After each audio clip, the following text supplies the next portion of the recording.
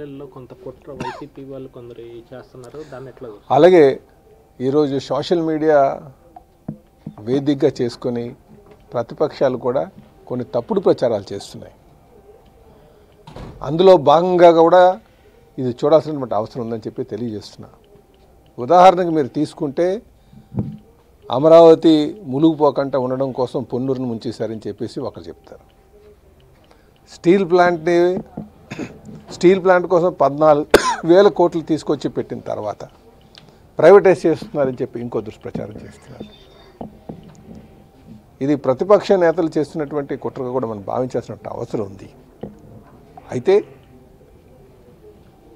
తప్పు చేసేవాళ్ళు ఎవరైనప్పటికీ కూడా ఉపేక్షించేటటువంటి పరిస్థితి ఉండదని కూడా ఈ సందర్భంగా తెలియజేస్తున్నాం. అయితే మేమేం చెప్తున్నామంటే కొంత తప్పుడు సమాచారం ఈ సోషల్ మీడియాలో జరుగుతున్నటువంటి నేపథ్యంలో కూడా కొంచెం అప్రమత్తంగా ఉండాల్సినటువంటి అవసరం ఉందని చెప్పి మేము తెలియజేస్తున్నామండి.